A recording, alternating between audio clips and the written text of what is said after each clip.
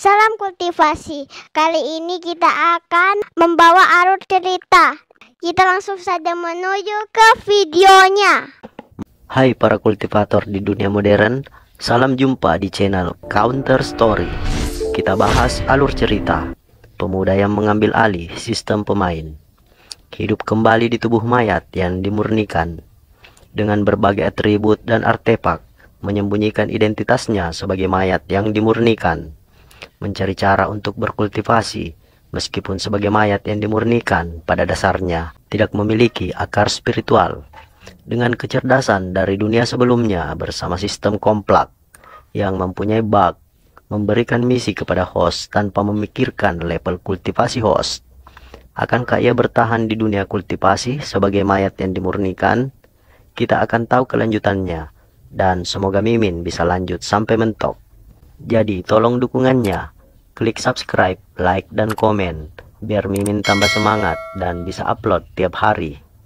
Oke lah, kita lanjutkan alur ceritanya. Enjoy!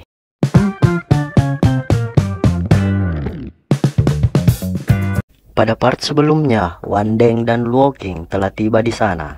Wang Deng berkata, adik junior Luo penasaran dengan kultivator iblis Nascent Transformation yang bersembunyi di sini.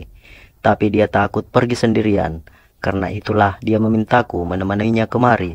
Lalu di sini, Luo Qing tiba-tiba saja menyerang Xing Ye sambil berkata, pencuri bersiaplah untuk mati. Mendengar hal itu, Xing Ye sontak saja terkejut. Namun kakak seniornya segera menghalangi Luo Qing dengan memberinya tendangan. Kakak senior berkata, Luo Qing, apa yang kau lakukan? Luo Qing berkata, kakak senior, lelaki yang di belakangmu itu penjahat. Beberapa bulan yang lalu, kakak seniorku ditipu olehnya. Harta bendanya dirampok, hingga akhirnya dia bunuh diri. Lalu orang itu menghilang begitu saja. Mendengar hal itu, Xing Ye berkata kepada sistem, sistem, apa pemilik sebelumnya itu penjahat? Sistem berkata, tentu saja tidak. Selain itu, aku masih tertidur beberapa bulan yang lalu. Bagaimana bisa kami melakukan hal itu? Wang Deng berkata, adik junior, apa kau salah mengenali orang? Lagi pula dia itu kenalan kakak seniormu.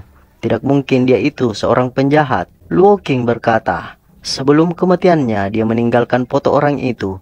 Aku masih membawanya bersamaku. Luo Qing kemudian memperlihatkan gambar dari Xing Ye. Melihat gambarnya ditunjukkan, Xing Ye berkata, ini konyol, gaya rambut ini baru kubuat beberapa jam yang lalu. Bagaimana bisa kakak seniornya mempunyai foto itu? Sistem berkata, nampaknya host sudah menarik perhatian seseorang. Wang Deng mengatakan, mungkin saja ada kesalahpahaman. Apa hubunganmu dengan adik junior Liu? Tanya Wang Deng kepada Xing Ye. Kakak senior berkata, dia adalah teman. Wang Deng bertanya, berapa lama kalian berteman?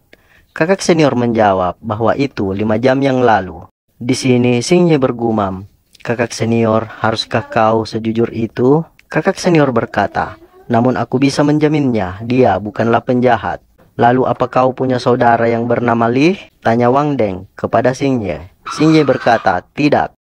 Sistem berkata, host, Anda juga sangat jujur. Xing Ye bergumam, satu kebohongan dapat menyebabkan kebohongan lainnya. Kakak senior sudah menjaminku, jika aku berbohong dan ketahuan, maka akan lebih sulit untuk menjelaskannya. Wang Deng berkata, lagi pula itu tidak masuk akal, kau dan orang yang dipoto itu jelas adalah orang yang sama. Bagaimana dengan ini? Mari kita pergi ke lembaga peradilan, kita bisa menyelidiki masalah ini bersama. Kenapa adik junior? Tidak ingin temannya menanggung tuduhan palsu kan? Lembaga peradilan kita selalu bersikap adil dan tidak memihak. Itu pasti bisa mengungkapkan kebenaran. Kakak senior berkata, jika ku bilang tidak, itu artinya kami tidak akan pergi. Xing Ye berkata, kakak senior, izinkan aku menyampaikan beberapa kata. Hei, tunjukkan padaku foto itu. Kenapa itu permintaan yang wajar, adik junior? Tunjukkan saja padanya, ucap Wang Deng kepada Luo Qing. Luo Qing berkata, baiklah.